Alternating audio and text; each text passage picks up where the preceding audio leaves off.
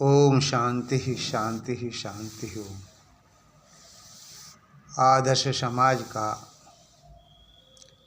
भागुनाशी मैं आप लोगों के समक्ष अपने विचारों को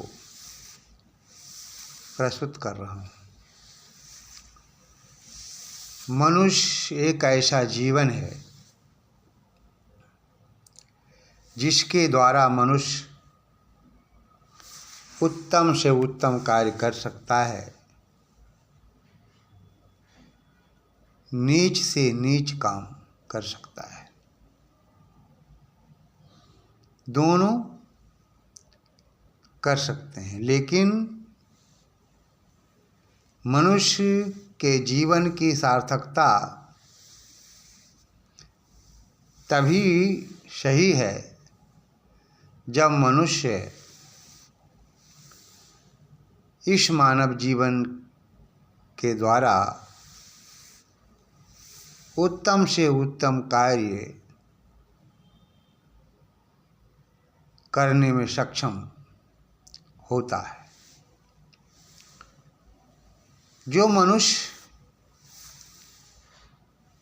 उत्तम से उत्तम कार्य नहीं करता है वह मनुष्य नहीं होता है। वेदों में कहा गया है मनुष्य को मनुष्य बनना चाहिए, लेकिन मनुष्य यहाँ आने के बाद परमपिता परमात्मा को भूल जाता है, और ये कहता है कि संसार में परमात्मा है ही नहीं। परमपिता परमात्मा ने इतना सुंदर जीवन दिया है, इस जीवन को समझना इतना आसान नहीं। और जो मनुष्य जीवन को समझ लेता है उसका जीवन महान बन जाता है। जो मनुष्य जीवन को नहीं समझ पाता है उसका जीवन पशु तुल्य हो जाता है। वास्तव में यह सत्य है कि हम लोग मनुष्य का जीवन पाकर उत्तम कार्य नहीं कर पाते हैं, जबकि मनुष्य का ये धर्म होता है कि मनुष्य इस जीवन से उत्तम कार्य करे। लेकिन मनुष्य कभी कभी निराश हो जाता है और सोचता है कि मैं जीवन में कुछ नहीं कर सकता। लेकिन मनुष्य का संपूर्ण जीवन परमात्मा ने इस संसार में पवित्र बना करके भेजा है। यहाँ पर आने के बाद जब मनुष्य समाज को दिखता है, समाज में लोगों को देखता है, जब मनुष्य बालक के रूप में रहता है तो उस समय समाज के लोगों को दिखता, अपने परिवार को दिखता है, और परिवार के लोग जैसे जैसे करते हैं वैसे वैसे बालक सीखता है। समाज के लोगों को देखता है, समाज के लोग जब शराब पीते हैं, दारू पीते हैं, ताड़ी पीते हैं, जुआ खेलते हैं, ना जाने क्या क्या करते हैं, जब उसके संगत में छोटा सा बालक जाता है तो वो भी सीखना प्रारंभ कर देता है। इसलिए कहा गया है कि बच्चों को उत्तम संस्कार देना चाहिए।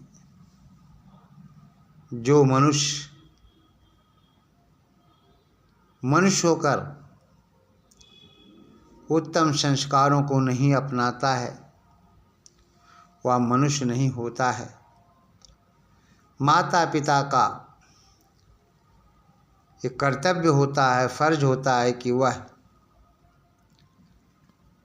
अपने बच्चों को, अर्थात माता पिता वे दोनों अपने बच्चों को अच्छी शिक्षा देकर एक आदर्श मानव बनाने का प्रयास करना चाहिए। जो मनुष्य होकर एक अच्छा मानव नहीं बन सकता है उसका जीवन बेकार है, व्यर्थ है। इसलिए मनुष्य को जहाँ तक हो सके उत्तम से उत्तम कार्य करना चाहिए।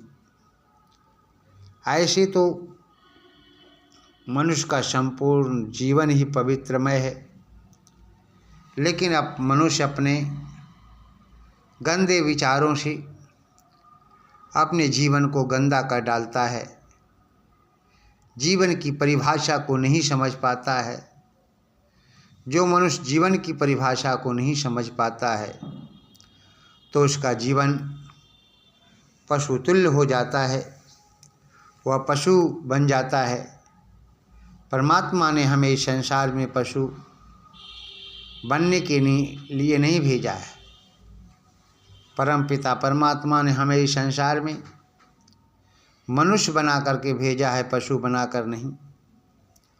अब प्रश्न उठता है, जब ईश्वर ने हमें इतना सुंदर चोला दिया है, मानव का जीवन दिया है, तो हमारा परम कर्तव्य होता है इस जीवन को हमें पवित्र रखना चाहिए। इस जीवन के द्वारा अर्थात मानव जीवन के द्वारा अच्छे से अच्छे, उत्तम से उत्तम कार्य करना चाहिए। जहाँ तक संभव हो गरीबों की मदद करनी चाहिए, अनाथों को गले लगाना चाहिए, उसे मदद करना चाहिए। लेकिन ऐसे मनुष्य बहुत कम मिलते हैं जिसमें परोपकार की भावनाएं हों। जिस मनुष्य में परोपकार की भावनाएं नहीं है या नहीं होती है उसका कोई जीवन नहीं होता है। परमात्मा ने इस संसार में हमें मनुष्य बना करके भेजा है। हम बुद्धिमान हैं, विवेकशील प्राणी हैं, अच्छाई क्या है बुराई क्या है सब कुछ जानते हैं, समझते हैं। और दूसरी बात यह भी है कि पशु जो हैं या जो होते हैं, कीड़े मकोड़े जो होते हैं, पशु तो मनुष्य पर ही आश्रित रहते हैं, क्योंकि वो बोल नहीं सकते और बोलते भी हैं तो अपनी भाषा में। मनुष्य को चाहिए पशुओं की देखभाल करना, उसके लिए भूसे आदि की व्यवस्था करना, ये मनुष्य का काम है। तो मैं चर्चा कर रहा था कि मनुष्य का जीवन अत्यंत पवित्र है और इस संसार में परमात्मा ने हमें एक आदर्श मानव के रूप में भेजा है, एक उत्तम मनुष्य के रूप में भेजा है। इसलिए जहाँ तक संभव हो हमें उत्तम कार्य ही करना चाहिए। किसी को सताना नहीं चाहिए, किसी निर्दोष प्राणियों को मारना नहीं चाहिए, गरीबों को नहीं सताना चाहिए। लेकिन हम लोग महल बनाने के लिए गरीबों की झोपड़ियों को उजाड़ देते हैं और फिर अपना महल बनाते हैं, जबकि ये उचित नहीं है। तो मैं ये चर्चा कर रहा था कि वो दुनिया के लोगों, मनुष्य का जीवन अत्यंत पवित्र जीवन है और परमात्मा ने इस जीवन को इसीलिए दिया है। इस जीवन के द्वारा जहाँ तक संभव हो अधिक से अधिक उत्तम कार्य करना चाहिए, श्रेष्ठ कार्य करना चाहिए।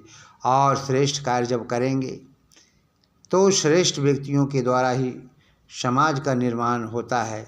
इसलिए स्वामी दयानंद सरस्वती ने कहा था कि श्रेष्ठ व्यक्तियों के समूह को हम आर्य समाज कहते हैं।